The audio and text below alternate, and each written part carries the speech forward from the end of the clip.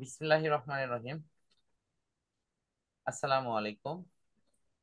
উচ্চ মাধ্যমিক স্তরের পদার্থবিজ্ঞান অংশে আমরা দ্বিতীয় পত্রে তাপগতিবিদ্যার অংশ নিয়ে আলোচনা করব।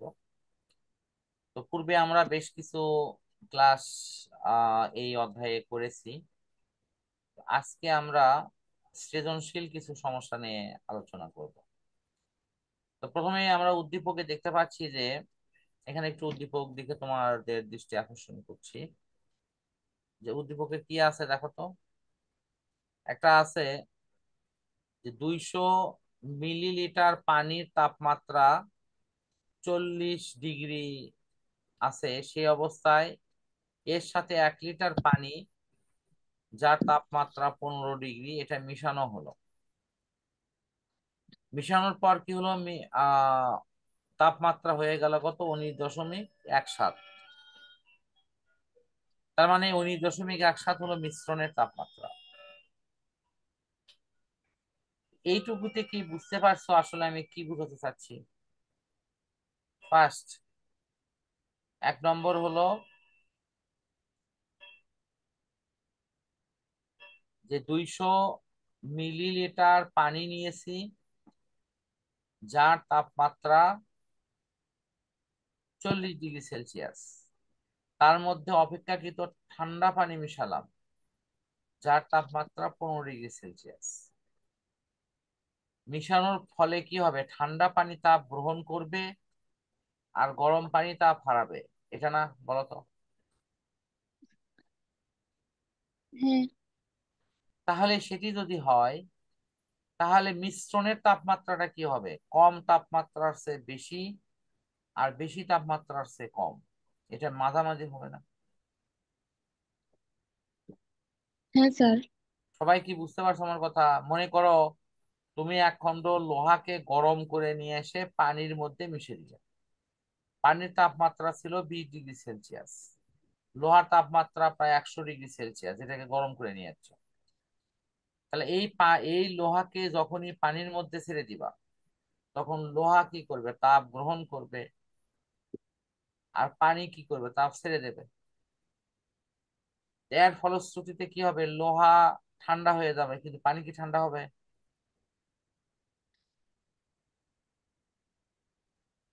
পানি কি ঠান্ডা হবে? পানি। পানি ক্রমান্বয়ে গরম হবে, কারণ ওই গরম লোহা পানির মধ্যে তাপ ছাড়বে, পানি ক্রমান্বয়ে গরম হবে। উত্তর কি সঠিক বলছি? হ্যাঁ স্যার। আহ আর্য কথা বলো, তুমি বুঝতে পারছো কি আমার কথা, মিশ্রণের ব্যাপারটা? হ্যাঁ স্যার। শোনো, এটা নট অনলি, এটা শুধু এখানকার মিশ্রণ না, সকল মিশ্রণের বেলায় একই নিয়ম। ঠান্ডা বস্তু তাপ গ্রহণ করবে, গরম বস্তু তাপ হারাবে। ফলে মিশ্রণের তাপমাত্রা হবে ঠান্ডা বস্তুর চেয়ে বেশি আর গরম বস্তুর চেয়ে কম। আমি যা বললাম এই কথা আশা করি সবাই বুঝতে পারছো। ওকে। তো আমরা এখানে দেখবো যে লেখা আছে যে গরম পানি কি পরিমাণ তাপ বর্জন করে। তাহলে গরম পানি যে তাপ বর্জন করে, এটা কি অবস্থার পরিবর্তন না তাপমাত্রার পরিবর্তন? আমাকে আগে এই উত্তরটা দাও। গরম পানি তাপ বর্জন করে, এটা কি অবস্থার পরিবর্তন না তাপমাত্রার পরিবর্তন? আগে ঋতু বলো, পরে আমি আর থেকে শুনি। অবস্থার পরিবর্তন না স্যার? কেমনে হবে? গরম, একজন তাপ ছেড়ে দিচ্ছে, গরম বস্তুটা তাপ ছেড়ে দিচ্ছে, পানি গ্রহণ আরেকজন তাপ গ্রহণ করতেছে। এখানে কি অবস্থার পরিবর্তন হবে? হবে না তো, এখন ঠান্ডা হবে, এখন গরম হবে। এখানে হ্যাঁ হবে হবে স্যার। তাপমাত্রার পরিবর্তন। মনে থাকবে। অবস্থার হ্যাঁ। পরিবর্তন হবে এরকম, যদি বরফ গলে যায়, যদি কোনো তরল বাষ্প হয়ে যায়, এখন হবে অবস্থার পরিবর্তন। এরকম ঘটনা যদি থাকে যে একটা বস্তু তরল আছে কঠিন হয়ে গেছে, কঠিন আছে তরল হয়ে গেছে, অথবা তরল আছে গ্যাস হয়ে গেছে, এরকম অবস্থার পরিবর্তনের ব্যাপারটা নিজে পড়লেই বুঝবা।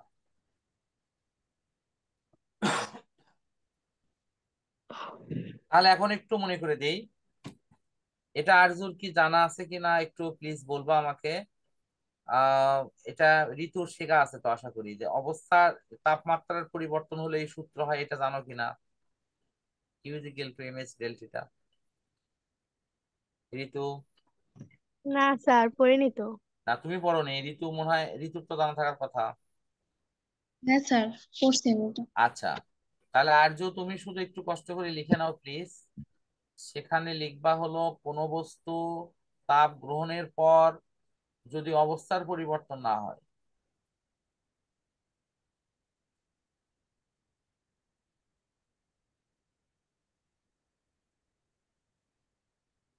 লিখছ? কোনো বস্তু তাপ গ্রহণের পর যদি অবস্থার পরিবর্তন না হয়ে শুধু তাপমাত্রার পরিবর্তন হয়,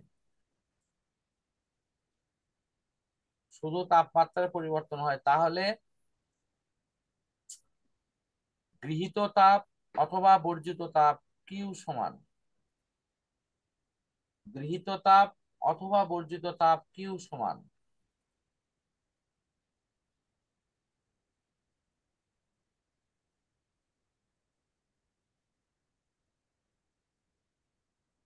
লিখছো কি?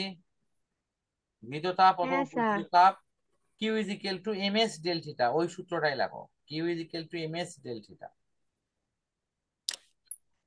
এখন দেখো তুমি মানগুলো একটু বুঝে নাও। সূত্র লেখার পর এভাবে দেখো, এম মানে হলো ভর, এম মানে কি? ভর। এখন ভর। তোমার কাছে মনে হতে পারে স্যার এখানে তো পানির ভর দেওয়া নাই, লেখা আছে কি 200 মিলিলিটার পানি। খুব ভালো করে দেখো, কোনো অঙ্কের এগুলোই তো সূক্ষ্ম দিক। পরীক্ষায় অঙ্ক আসবে, খালি যদি তোমাকে এরকম জিনিস কেউ ভেঙে দেয় তাহলে তো অঙ্ক তুমি ফুটফুট করে করতে পারবা, বাট এগুলো তো তোমাকে কেউ ভেঙে দেবে না। তোমাকে এখন থেকে শিখতে হবে আর তখন সেটা ব্যবহার করতে হবে। কাজে ভয় পাওয়ার কোনো কারণ নাই, এখন শিখে নাও তাহলেই পারবা। একটা বস্তুর তিন প্রকার জিনিস মাপা হয়, এটা মনে রাখবা। কয় প্রকার জিনিস? তিন প্রকার। একটা হলো ভর, কি বললাম? ভর। ভর। আর একটা মাপা হয় আয়তন, কি মাপা হয়? আয়তন। আর তাহলে ভর দৈর্ঘ্য না মাপা স্যার? হয়, আয়তন মাপা হয়, তাহলে কটা দুটো হলো না? হুম। আচ্ছা, আয়তনের মধ্যে কি কি আছে বলো তো? দৈর্ঘ্য আছে, প্রস্থ আছে, উচ্চতা আছে না? হ্যাঁ স্যার। আমাদের রূপা ফিরে আসছে। দৈর্ঘ্য আছে, প্রস্থ আছে, উচ্চতা আছে। তাহলে এখানে একটা বিষয় হলো কি, যে পানির যদি আমি ভর বের করি, তাহলে আয়তনের সাথে পানির ভর আমি কেমনে করবো? এখানে একটা জিনিস তোমাকে শিখে দিচ্ছি, যে পানির আয়তনের সাথে ভরের কিন্তু একটা সম্পর্ক আছে।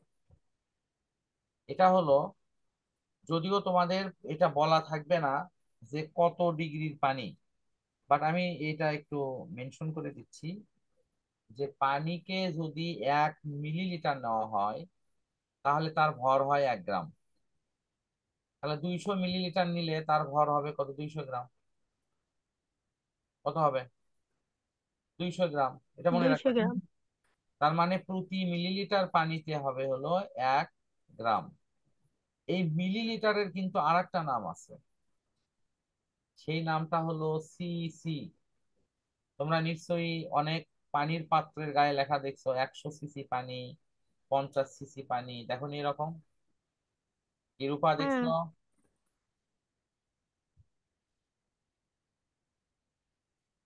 হ্যালো, রূপা আনমিউট।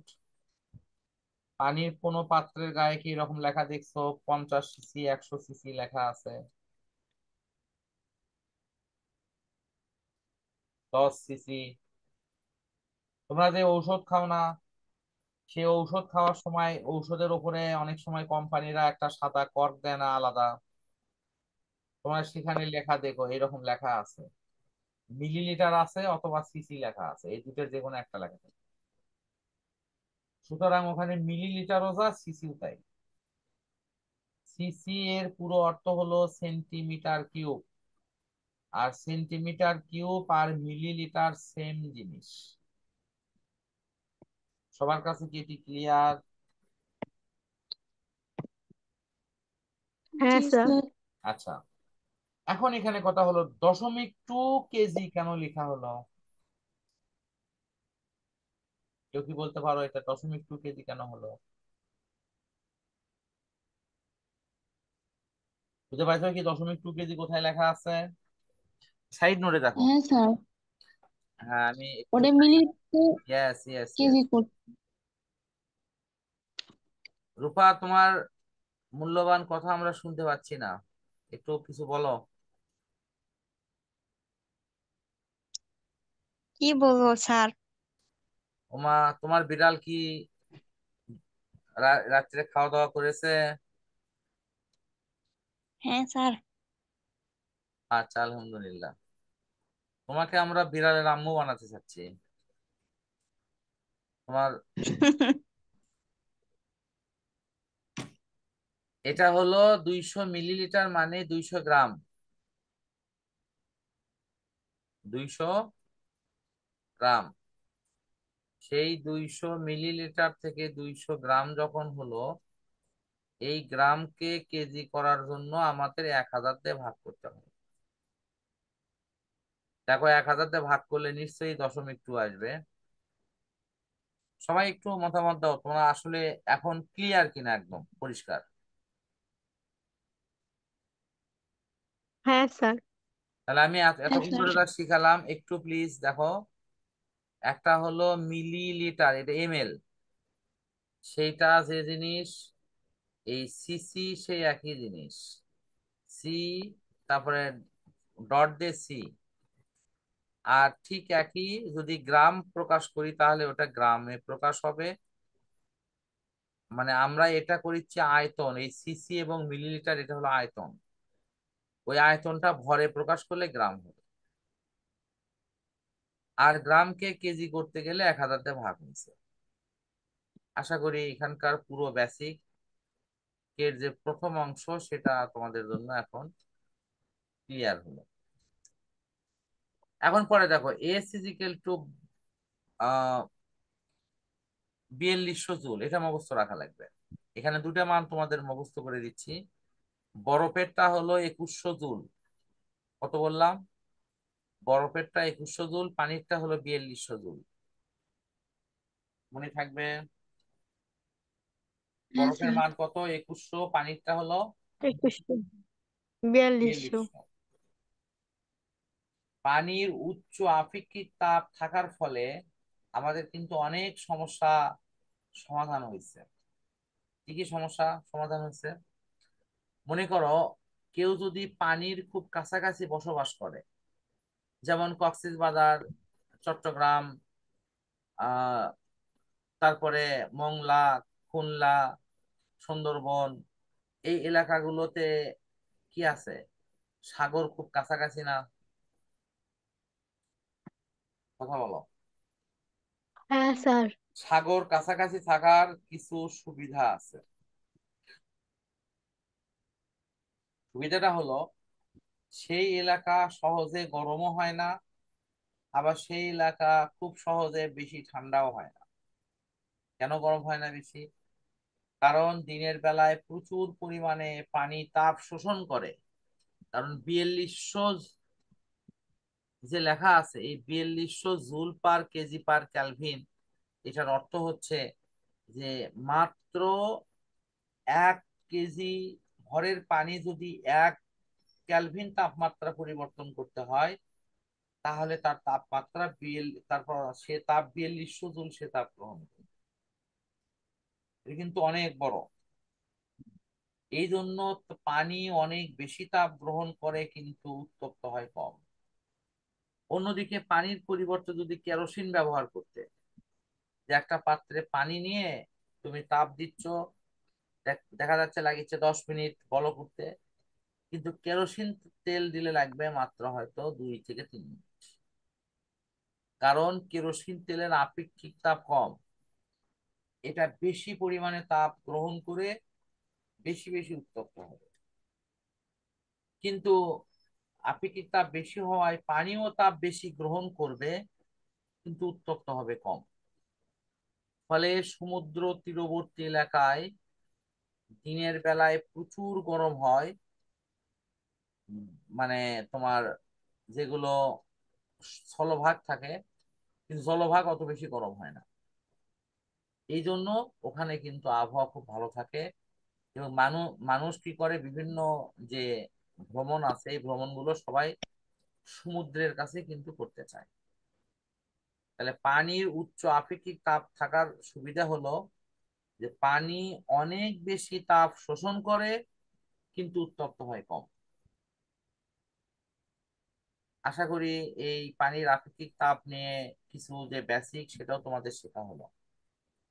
তোমাদের হয়তো অনেক সময় মনে হতে পারে, স্যার অঙ্কর সাথে এতগুলো তথ্য কেন দিচ্ছেন, যেহেতু তোমরা মূল বই থেকে অনেক তথ্য থেকে বঞ্চিত আছো। শেখানোর জন্য যখন যে তথ্যগুলো আসছে এইগুলো কিন্তু আমি শিখাই দিচ্ছি। তাহলে আমাদের অঙ্কও শেখা হচ্ছে, কিছু মূল বইয়ের তথ্য আমরা কিন্তু পাচ্ছি। ফলে আমরা উভয় দিক থেকে কিন্তু সমৃদ্ধশালী হচ্ছি। সবাইকে আমার পলিসিটা বুঝতে পারছো? জি স্যার। আচ্ছা, তাহলে এই সূত্র মানে নিয়ে অঙ্ক নিয়ে আর কারো কোনো প্রবলেম আছে কিনা? এর ভর হলো 0.2 কেজি, এস হলো 4200, আর ডেল থিটা হলো তোমার এত। এই ডেল থিটাটা কি? ডেল থিটা হলো ওই যে তাপমাত্রা গ্রহণ ইয়ের ব্যাপারটা আর কি। এটা কিসের বলো তো, ডেল থিটা?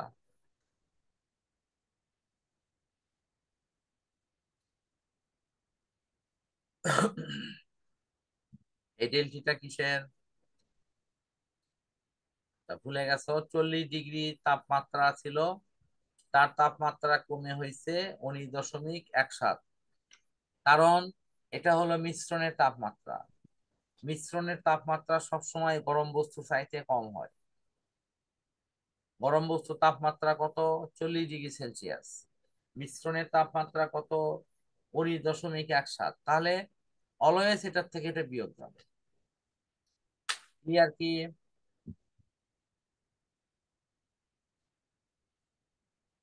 হ্যালো, জি। ক্লিয়ার কি এইটুকু? 40 বিয়োগ হ্যাঁ। এটা সমান যেটা হলো। এখন আমাকে বলো, এই সি সমান কে কেন হয়? এটা কি সবাই জানো? সি সমান কে কেন হয়? দেখো, অঙ্কের মধ্যে এগুলো ভেঙে না নিলে পরবর্তীতে অঙ্ক করলে অঙ্কটা পারবা না, মনে থাকবে না। আচ্ছা, আমি সি সমান কে হয় এটা এখন এই মুহূর্তে তা না দেখাই, আমি একটু পরে দেখাচ্ছি। বাট আমি, তুমি ধরে নাও যে ওখানে সি এবং কে একই জিনিস। শুধু এই জিনিসটা সবাই বুঝতে পারছো কিনা? হ্যাঁ স্যার। আচ্ছা, এখন সি সমান কে কে কেন হয়? আর যে কথা বলো, তো আমি যা বলতেছি তা বুঝতে পারছো কিনা? রূপা আর যে, হ্যাঁ স্যার, বুঝতেছি। আচ্ছা ঠিক আছে। আহ আমি একটু কথাকে ছোট করে নিয়ে আসি, তাহলে আমাদের এম নিয়ে কথা শেষ, এস নিয়ে কথা শেষ। শুধু এটা নিয়ে আমাদের এই জায়গাটা খালি একটু বুঝে দাও। দেখো, তোমাকে বলা হলো যে 50 ডিগ্রি থেকে, মানে আমি একটু আলাদা জায়গায় বের করি।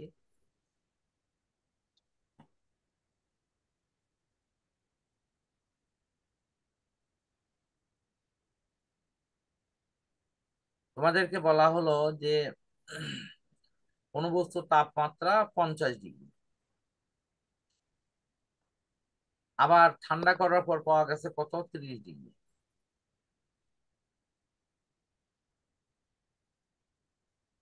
এখন আমরা যে এই বিয়োগটা করি কিভাবে করি? 50 থেকে 30 বিয়োগ করি তো, নাকি ডাইরেক্ট করে কি করি? তখন আমরা বলি যে হ্যাঁ, এটার ব্যবধান আছে কত, এত। এগুলো, এই তথ্যগুলো কালেকশন করার আমাদের সুবিধা কি? সুবিধা হলো যে আমরা দুইটা স্থানের মধ্যে কম্পেয়ার করে বলতে পারি কার তাপমাত্রা বেশি, কার কম, কতটুকু কম, কতটুকু বেশি। যাবতীয় তথ্যগুলো আমরা কিন্তু এখান থেকে সারিয়ে গুছিয়ে পাবো। এখন প্রশ্ন হলো, এই যে তাপমাত্রা আমি লিখছি এত ডিগ্রি সেলসিয়াস, এটাকে ক্যালভিন করলে 273 যোগ করতে হয়। এটাকেও ক্যালভিন করলে 273 যোগ করতে হয়। আমি যে লিখলাম যে এই দুটের বিয়োগফল হলো এত ডিগ্রি সেলসিয়াস, তোমরা ক্যালভিনেরটাও করে দেখো, তাই আসবে। এই দুটো যোগ করলে কত হয় একটু হেল্প করো তো। 300, ক্যালকুলেটর থাকলে একটু টিপে বলো। 50 যোগ করলে কত হবে?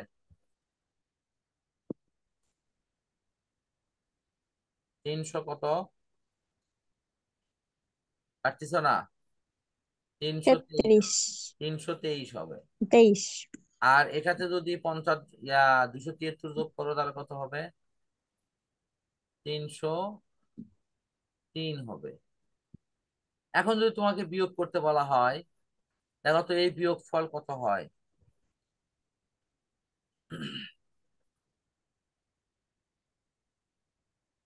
20 হবে না, 20 ক্যালভিন হবে না, ভালো করে দেখো তো। কারণ এখন আমি ওইটা করার ফলে কি এটা এটা 20, এটাও 20 না?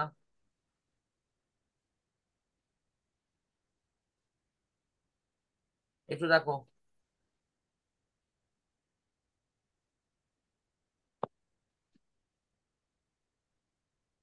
দুটাই 20 কিনা, বুঝতে পারছো না?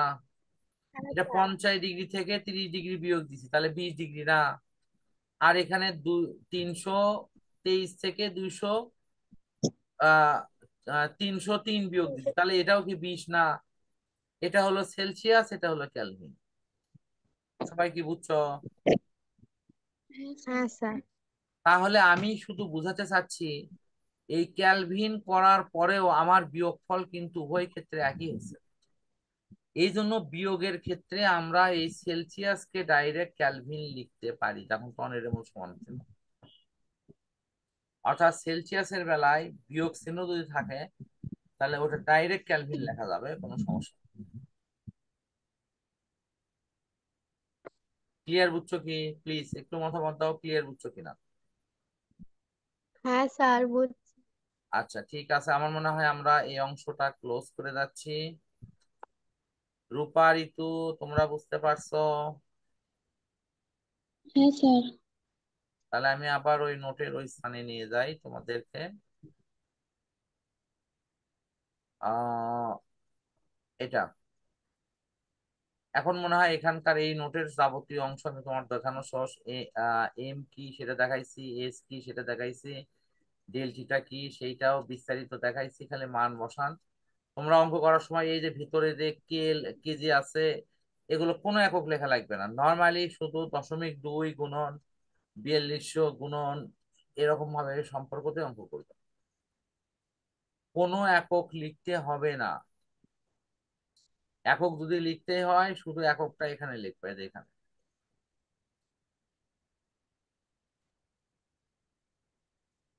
ক্লিয়ার তোমাদের কাছে?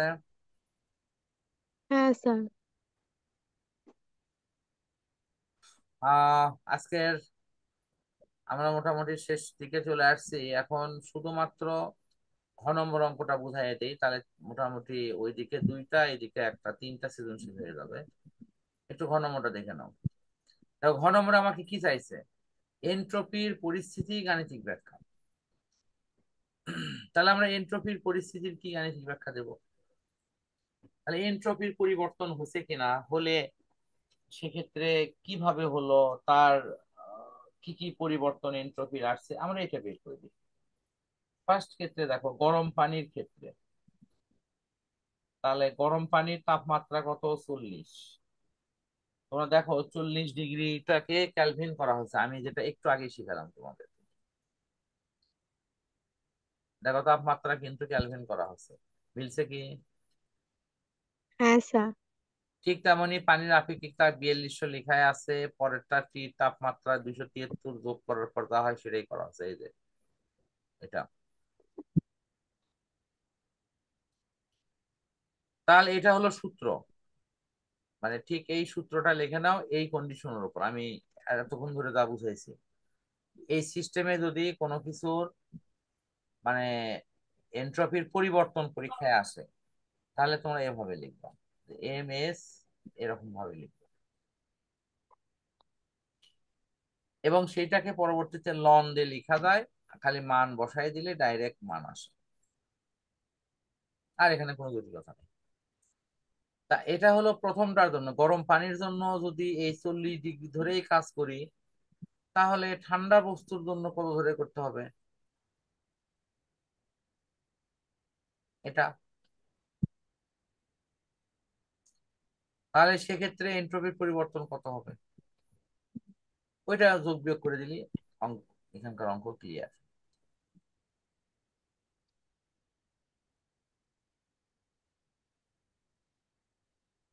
একটু সবাই প্লিজ দেখো, এই অংশটুকু সবাই বুঝতে পারছো কিনা। এই অংশ যদি বুঝে থাকো, ঠিক এই অংশটাও ঠিক সেম জিনিস, খালি এখানে শেষে এসে যোগ করে তোমাকে টোটালটা করে দেখাচ্ছে।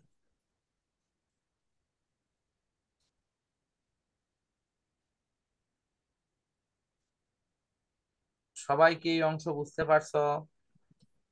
হ্যাঁ স্যার। তাহলে আমি কিন্তু হ্যাঁ এটা স্যার। ক্লোজ করে দিলাম।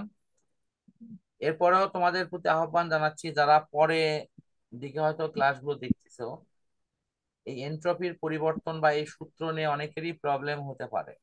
বাট আমার পরামর্শ থাকবে, তোমরা এভাবে বিষয়টা উল্লেখ করবা। এই যে পানির সাথে যে মিশ্রণটা হলো সেই বিষয়ে উল্লেখ করে লিখবা, যে এই ক্ষেত্রে আমাদের যদি এনট্রপির পরিবর্তন পরীক্ষায় আসে, তাহলে আমাদের এই সূত্রটা এভাবে ব্যবহার করতে হবে। কোন সূত্র? ডিএস ইজিক্যাল টু এমএস, এই যে তোমার T1 T2 থেকে ওইভাবে অংশগুলো ব্যবহার করতে হবে। তাহলে আমি আশা করি যে এখানে কোনো জটিলতা ইনশাল্লাহ হবে না।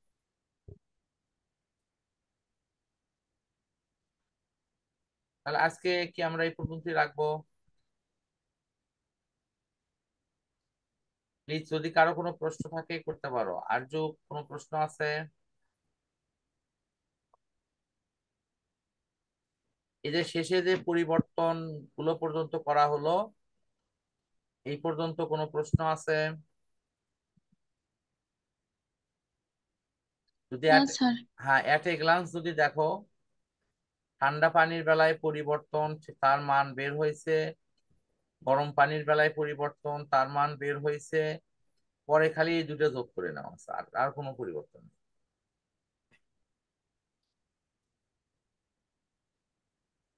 আর কি বুঝতে পারছো? হ্যাঁ স্যার। তাহলে আমি আশা করি যে এই 3টা অঙ্ক সবাই প্লিজ বাসায় করবা। পূর্বের সেশনে যে আমি 2টা দেখাইছি, এখন দেখালাম একটা, আর ওইটার ঘ নম্বর। এগুলো বাসায় প্লিজ করে তোমরা সবাই ছবি তুলে আমার কাছে হোয়াটসঅ্যাপে সেন্ড করে দিবা। আম, আমি দেখতে চাই যে তোমরা কাজটা সবাই করছো। আচ্ছা স্যার।